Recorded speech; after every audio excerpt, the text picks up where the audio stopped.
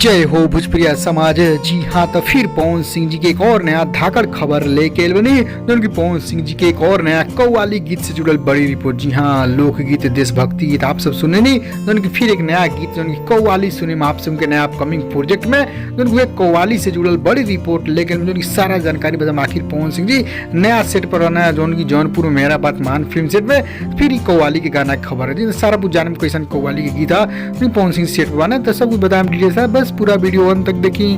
उससे पहले एक और रिक्वेस्ट करें हम आपसे कि यदि आप भोजपुरिया आर्यन चैनल पर नया बानी जुड़े में जरूर सब्सक्राइब कर लें और एक घंटी के आप जो दबा दें। जी हाँ, तो चलिए आप लोग बताइए नया तरो ताजा रिपोर्ट बड़ी खबर उनकी फिर पवन सिंह नया सेट। जी हाँ, जौनपुर में जौनपुर जौन की रवि किशन जी के एरिया शहर वहाँ पे मेरा भारत महान के सेट चल रहा वह सेट से जुड़ल बड़ी रिपोर्ट लेके वह फिल्म के ही खबर। जी हाँ, कव्वाली जो सेट चलता ही वो फिल्म में आपसे कव्वाली देखे के मिली पवन सिंह के फिर नया रूप जौन की फिर मेरा भारत महान देशभक्ति राष्ट्रभक्ति फिल्म में। जी हाँ, तो पवन सिंह जी के जो फिल्म में मेरा भारत मान ये फिल्म में कव्वाली के खबर है कि में कव्वाली के एक सीन दिखावल। जी हाँ, तो जो शूट चलता ही वो शूट के ही सीन के खबर है जो कि मेरा भारत मान में कव्वाली पर देखे। जी हाँ, तो आप लोग को बस इतना जानिए मेरा भारत महान देशभक्ति राष्ट्रभक्ति के साथ साथ काफी मजेदार रोमांटिक फिल्म है जो कि पवन सिंह जी के रोमांटिक साथ साथ पूरा देशभक्ति वाला नया लुक देखे। जी हाँ, तो फिर कव्वाली आप लोग कैसा लगला पवन सिंह स्वर में कमेंट कर बताएं। खबर कैसा लगा, खबर पसंद लाइक शेयर करें ज्यादा मात्रा में, सही फैसला जान।